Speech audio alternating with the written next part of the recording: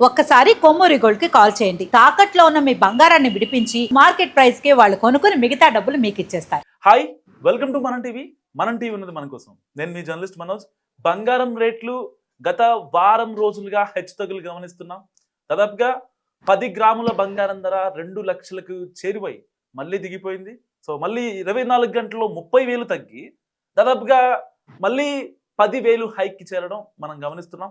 So ఈ ఇష్యూపై అసలు బంగారం రేట్లు ఎందుకు మారుతున్నాయి, ఎలా మారుతాయి, 2026 ఎండ్ వరకు, ఈ ఇయర్ ఎండ్ వరకు అసలు బంగారం మీద ఇన్వెస్ట్ చేయొచ్చా? ఎందుకంటే చాలామంది బంగారం మీద ఇన్వెస్ట్ చేస్తే బాగుంటుంది, లేకపోతే వెండి ఎక్కువ కొనేసుకుందాం తక్కువలో ఉన్నప్పుడే అని చాలామంది అనుకుంటూ ఉంటారు. మధ్యతరగతి వాళ్ళు కావచ్చు, అంటే general public.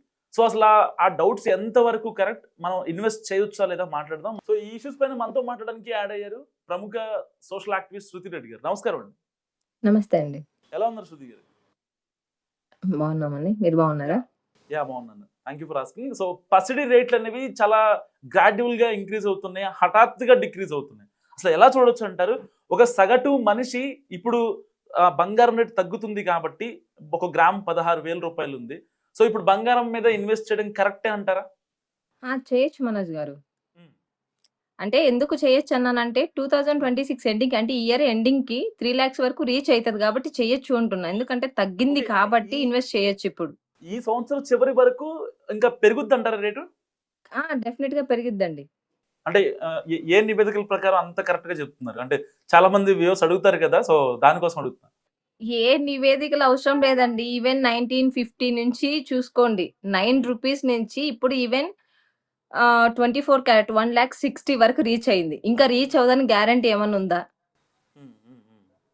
Year మారేసరికి JP Morgan అనే ఒక నివేదిక కూడా వచ్చింది. ఇప్పుడు అది సోషల్ మీడియాలో తెగ వైరల్ అవుతుంది. ఈ ఈ ఈ సంవత్సర చివరి వరకు రేట్లు ఇంకా పెరిగే అవకాశం ఉందని కూడా ఆ సంస్థ అంచనా వేస్తుంది బేసిక్గా. పెరుగుతుంది మనోజ్ గారు.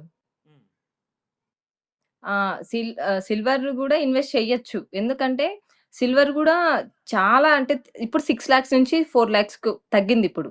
అవును. మళ్ళీ 8 లాక్స్ వరకు రీచ్ అవ్వచ్చు. చెప్పలేం అసలు. ఇంత తక్కువ స్పాన్ లో ఇప్పటిదాకా సరే పెరిగిందంటే 1000 రూపాయలు పెరిగేది బంగారం ధర, కానీ లేకపోతే ఒక 500 రూపాయలు గోల్డ్ పెరిగినా, లేకపోతే ఒక 1000 రూపాయలు సిల్వర్ పెరిగినా ఒకసారి పెరిగేది. తగ్గడం మాత్రం ఒక 100 రూపాయలు, 200, 300 తగ్గేది. కానీ ఇన్ని లక్షల్లో, వేలల్లో అసలు ఎలా చూడొచ్చు అంటారు? అంటే ఈ ఇయర్ కూడా మనకి పెళ్లిళ్ళు అవి ఎక్కువ ఉన్నాయి. వాటి ఎఫెక్ట్ ఏమైనా ఉందంటారా వీటి మీద? పెళ్ళిళ్ళ ఎఫెక్ట్ అని ఏమి ఉండదండి. ఆడవాళ్ళకి బంగారం ఇంపార్టెంట్ కాబట్టి బంగారం మీద ఇన్వెస్ట్ చేయాలనుకుంటారు బేసిక్‌గా. బట్ ఇప్పుడు మీరు చెప్పినట్టు 3000, 2000 పెరిగింది, తగ్గితే 100, 200 తగ్గింది అని మీరంటున్నారు.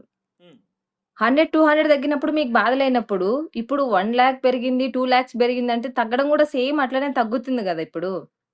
తగ్గినప్పుడు ఇన్వెస్ట్ చేయడంలో తప్పు లేదు. ఇప్పుడు దీనికి మించి ఇప్పుడు తగ్గినట్లే తగ్గుతదండి. కానీ ఇంకో ఇయర్ ఎండింగ్‌కి 3 లాక్స్ రీచ్ అయితది. అప్పుడు కొనగలవా? ఒక నార్మల్ పీపుల్ ఏదైనా కొనగలరా? ఒక సాఫ్ట్‌వేర్ ఇంజినీర్ కావచ్చండి. బంగారం మీద ఇన్వెస్ట్ చేస్తే సో భావితరాలు బాగుంటాయి అని అనుకుంటా ఉంటారు. అలా బంగారం మీద ఇన్వెస్ట్ చేయాలి అనుకునే వాళ్ళకి మీరిచ్చే ఒక సలహా ఏంటండి?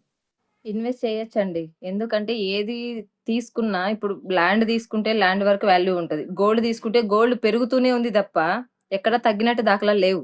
ఇప్పుడు 3 లాక్స్ వరకు రీచ్ అయితుంది. 4 లాక్స్ చెప్పలేనండి అసలు గోల్డ్ అనేది ఎప్పుడు పెరుగుతుందో తెలీదు. ఇప్పుడు తగ్గింది ఒక తీసుకుంటాం ఏదైనా ఒక 20 గ్రామ్సా, 30 గ్రామ్సా ఇన్వెస్ట్‌మెంట్ అనేది అక్కడే ఉంటది.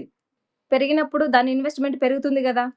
ఖచ్చితంగా అయితే లేడీస్ ఇప్పుడు తగ్గినప్పుడు గోల్డ్ అనేది తీసుకోవడం ఇంపార్టెంట్. అమ్మాయిలకి బేసిక్‌గా అమ్మాయిలకి బంగారు ఇంపార్టెంట్ గాబట్టి తీసుకుంటారు. తీసుకోవాలి కూడా. పెరిగిన తర్వాత సాధారణ పీపుల్ ఎవ్వరు గోల్డ్ తీసుకోలేరు, కొనలేరు. డబ్బులకి వాల్యూ లేకుండా పోతదండి. గోల్డ్‌కి వాల్యూ పెరుగుతుంది. డబ్బులు తగ్గుద్దంటారా? అంతే. అది ఒక 1 లాక్ ఉన్న 1 లాక్ ఏమైతది అంటారు గానీ గోల్డ్‌కి వాల్యూ పెరుగుతది. సో ఒక సోషల్ మీడియాలో ఒక షార్ట్ వైరల్ అవుతుందండి. అది మీకు చదివి వినిపించే ప్రయత్నం చేస్తా. 2026 బంగారం ధరల్లో లక్షల్లోన 2050 నాటికి చాలా షాకింగ్ రేట్లు వస్తున్నాయని చెప్తుంది. ఇదొక ఏదో ఒక నివేదిక యాక్చువల్‌గా ఇది. 2027లో ఓకే. 10 గ్రాముల బంగారం ధర 1,50,000 ఉంటుందట. అండ్ 2028లో 1,68,000, 2029లో 1,88,000, 2030లో 2,11,000 అండ్ 2040లో 10 గ్రాముల బంగారం ధర 6,56,000 అండ్ 2045 సంవత్సరంలో 11,55,000, 2050లో 20,41,000 అండ్ 2055లో 35,98,143 రూపాయలు.